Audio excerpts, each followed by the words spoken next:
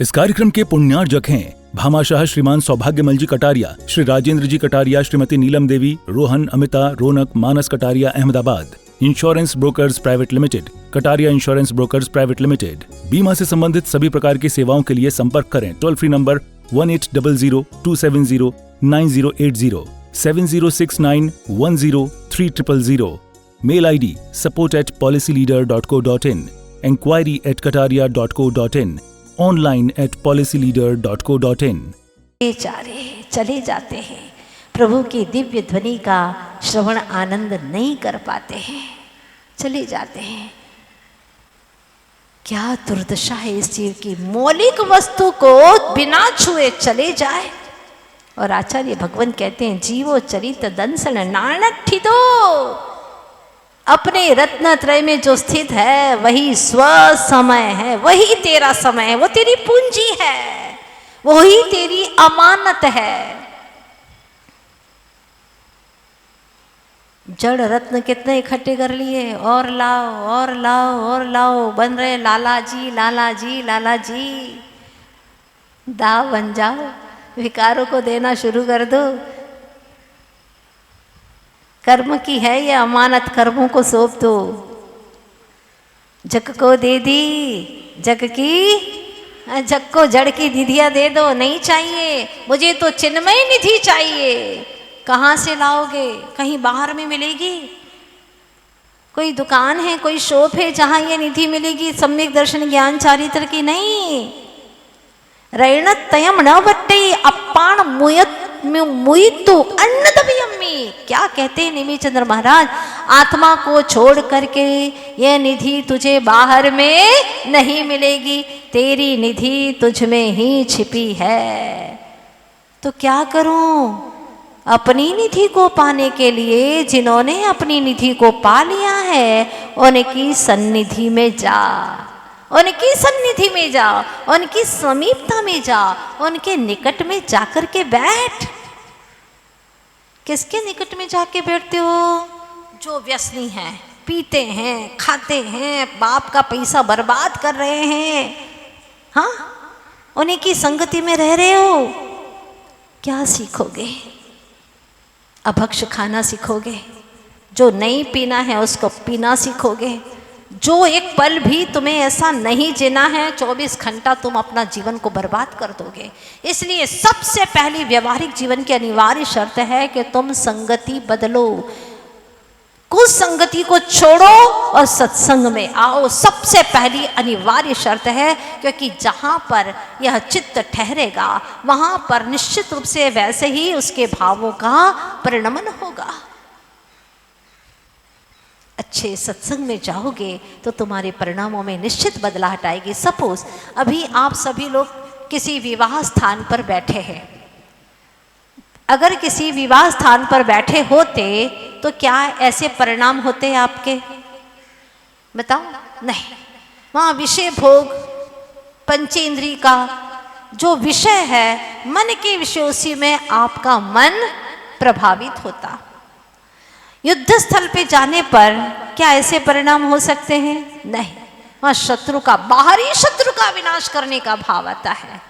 किंतु जब धर्म सभा में बैठते हैं तो भीतर के जो विकार रूपी शत्रु है उसका विनाश करने का भाव आता है। प्रभु, ये विकार जिसको मैंने पाल रखा है भवों भवों से, उसको मैं कैसे बाहर करूं, यही मात्र भाव आता है। कहते हैं ना, लखने आया छवि आपकी, मुझे अनंत गुण धाम मिला। लखने आया प्रभु छवि आपकी, मुझे अनंत गुण धाम दिखा। जब देखा है प्रभु आपको, मुझको मेरा भगवान दिखा, मुझको मेरा भगवान दिखा। प्रभु को देखा, निज का भगवान दिखा। दुनिया को देखने से कभी भगवान नहीं दिखा। इसीलिए चेतनात्मन, तो उसी की बंदगी कर जहाँ तेरी भगवत्ता प्रकट हो सके। तू बंदगी उसी की कर, जो दुखों से तार दे ये जिंदगी सवार दे। उसी की कर जो दुखों से तार दे, ये जिंदगी सवार दे, तू बंदगी उसी की कर। लक्ष्य वितरागता का, ध्यान वितरागता का, अभ्यास वितरागता का, स्वाध्याय भी वितराग भावों को कैसे प्रकट करो, बस और कुछ नहीं, और कुछ चाहिए ही नहीं, एक ही लक्ष्य। लेकिन आपने दिन भर किसकी बंदगी की है बताइए ना? देह की, देह का पालन पोषण करने वालों की, जो शरीर को अच्छे से खिलाते हैं, पिलाते हैं, आभूषण लाते हैं, इसका ध्यान रखते हैं, है ना? जो गुरु तुम्हारी आत्मा के ध्यान की बात करते हैं, आत्मा की ओर ले जाते हैं, जो प्रभु तुम्हें आत्मस्थ बनाना चाहते हैं, ऐसे प्रभु की तरफ तुम्हारा लक्ष्य कितनी देर रहता है। और जो परिवार के लोग तुम्हारे शरीर का ध्यान दे रहे हैं, और वो भी स्वार्थ से दे रहे हैं कि अच्छी रहेगी तो खाना वाना बनाएगी, ध्यान रखेगी, बच्चों का ध्यान रखेगी, अगर कुछ हो जाता है तो सबसे पहले यही टेंशन होता है कि अब बच्चों का क्या होगा।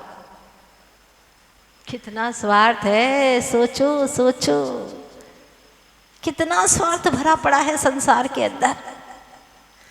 कदाचित कोई कहे भी कि हमारा तुमसे कोई स्वार्थ नहीं है, तो परमार्थ में लग जाओ ना। क्यों परमार्थ में नहीं लगते? लेकिन नहीं लग पाता। भीतर की गहराइयां हैं स्वार्थ की, राग की जड़ें बहुत गहरी है, बहुत गहरी हैं। द्वेष की इतनी गहरी नहीं है जितनी कि राग की गहरी है। कर्म सिद्धांत कहता है कि राग भाव पहले से 10वें गुण स्थान तक रहता है लोभ कषाय के रूप में, किंतु द्वेष भाव 1 से 9वें गुण स्थान तक ही रहता है, फिर चला जाता है। तो खतरनाक क्या है? राग। राग बहुत खतरनाक है, 10वें गुण स्थान तक रहता है और बहुत अच्छा लगता है, बहुत अच्छा लगता है।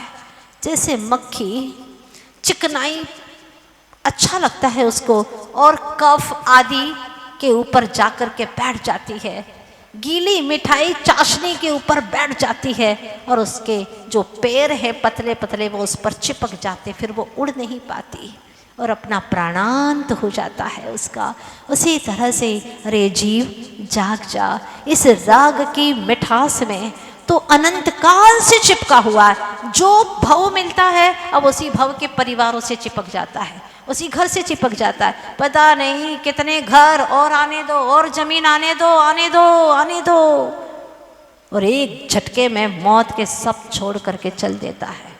किसके लिए इकट्ठा कर रहा है? इकट्ठा कर रहा है सब परिवार के लिए, और पाप इकट्ठा कर रहा है सिर्फ अपने स्वयं के भोगने के लिए। एक भी तेरे साथ में भोगने में साथ नहीं आएगा। माल खाए कोई और मार खाए कोई। कितना पाप करता है। बदनामी भी हासिल हो जाए तो हो जाए, कोई बात नहीं, परिवार के लिए इकट्ठा कर लूं, पीढ़ी दर पीढ़ी के लिए इकट्ठा कर लूं। अगर उनके पुण्य में छेद पड़ गया तो बेटा वो करोड़पति भी रोड़पति हो जाएंगे, ध्यान रखना।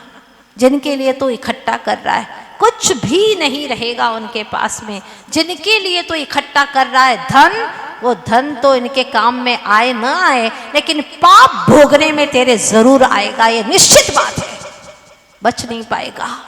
इसलिए समझ जा, अभी भी वक्त है। आचार्य भगवान पुकारते हैं, क्यों पुद्गल कम्मवदेशठ्यम, जो पुद्गल कर्मोपदेश में स्थित है, अर्थात जिसका उपयोग पुद्गल की तरफ जा रहा है, पुद्गल प्रदेशों में स्थित है, दिन भर पुद्गल पुद्गल पुद्गल पुद्गल पुद्गल के लिए ही सब कुछ कर रहा है। चेतन आत्मा की बात ही नहीं करता, चेतन आत्मा की तरफ उपयोग ही नहीं जाता। क्या होगा चेतन? जैसे भाव करेगा तदनुरूप ही परिणमन होगा, निश्चित है। जैसे भाव करता है यह जी, वैसे ही कर्मों का भी बंध होता है, और जो करता है वही भोगता। यह करोति स एव करता, जो करता है वही उस फल का भोगता है, दूसरे भोगने वाले नहीं है। एक बार आचार्य जी ने कहा था कि पिता है अपने पूरे परिवार की चिंता करता है, छोटे बेटे की, बड़े बेटे की भी, पत्नी की भी, सबकी दिन रात चिंता करता है और चिंता करके अपने आप को बहुत बड़ा शूरवीर समझता है, बहुत महान समझता है कि देखो मैं पिता हूँ, पिता का दायित्व अदा करता हूँ, तुम लोगों की दिन रात चिंता करता हूँ, दिन रात खाया के नहीं, पिया के नहीं, पूछता रहता है दिन भर। पुण्य किसका है पूछना चाहती हूँ, पिता का पुण्य है कि वो परिवार के बेटे बेटियों का, पत्नी का पुण्य है? हाँ, परिवार का पुण्य है कि ऐसा पूछने वाला कोई मिल गया हमको, हाँ, दिन रात। जैसे कि नौकर पूछता है, सेठ जी पानी ले आऊं? हाँ, दिन भर उसका पूरा ध्यान रखता है। ऐसे पिता भी दिन भर उनका ध्यान रखता है, तो उन सब का तो तीव्र पुण्य का ही उदय है। और पिता बेचारा नौकर जैसा काम करता रहता है, उनके लिए करता रहता है, इकट्ठा करता रहता है। काश अपनी चिंता करता तो भगवान बन जाता। दूसरों की चिंता कहलाती है और स्वयं का चिंतन कहलाता है। अगर स्वयं का चिंतन करता तो बार बार पिता न बनना पड़ता, बार बार ये संसार के रूप धारण न करने पड़ते, भगवान बन जाता। लेकिन अपनी तरफ दृष्टिपात नहीं करता।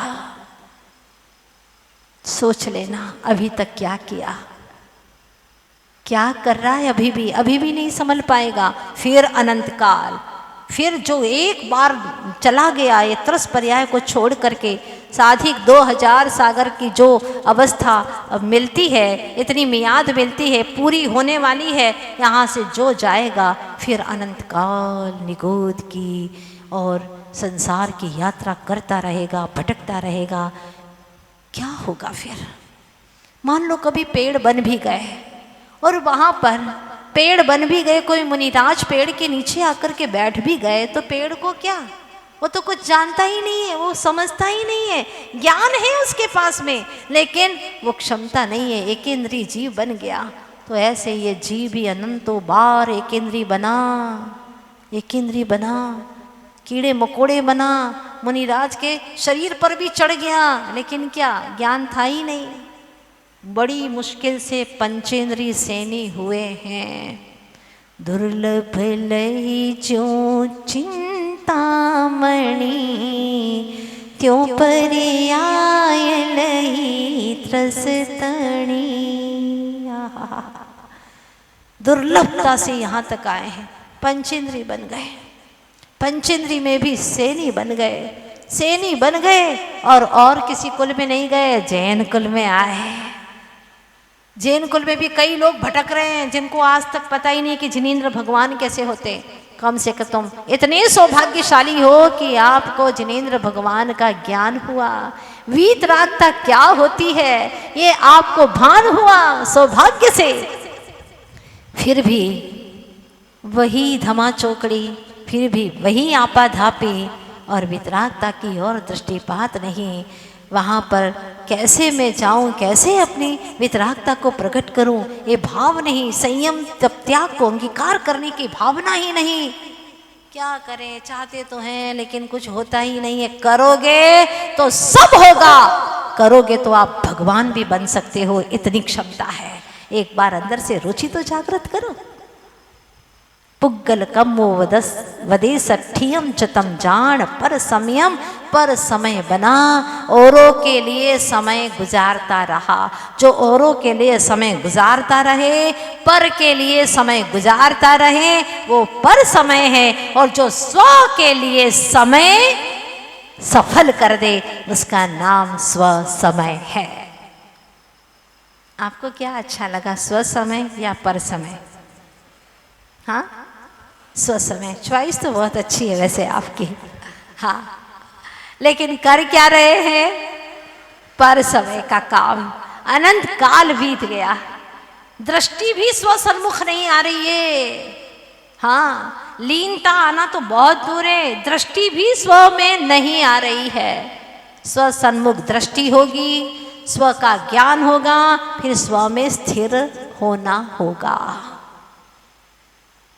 अभी तक पर में ही मजा समझ करके रखा है, लेकिन ध्यान रखना, क्षीर सागर जिसे समझा, नमक सागर का खारा है।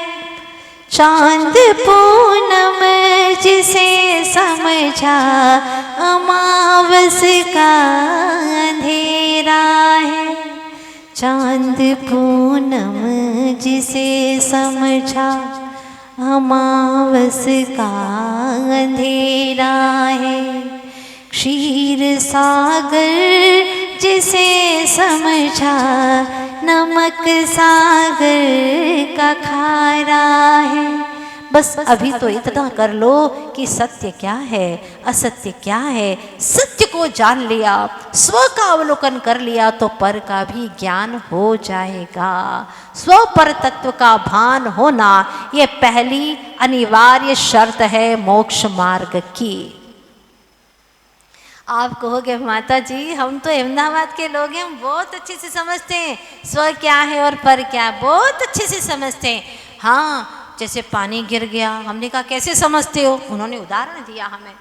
जैसे पानी गिरा, हमारे भी कपड़े सूखे हुए थे, हमारे पूरे घर के और पड़ोस वाले के भी कपड़े सूख रहे थे।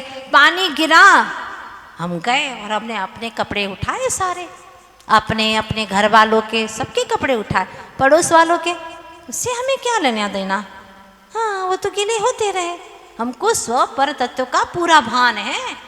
Bhamashah Shriman Saubhagyamal ji Kataria, Shri Rajendra ji Kataria, Shrimati Neelam Devi, Rohan, Amita, Raunak, Manas Kataria, Ahmedabad. Insurance brokers private limited, Kataria insurance brokers private limited. बीमा से संबंधित सभी प्रकार की सेवाओं के लिए संपर्क करें। Toll free number 1800-270-9080, 7069103000। Mail ID support@policyleader.co.in, enquiry@kataria.co.in, online at policyleader.co.in।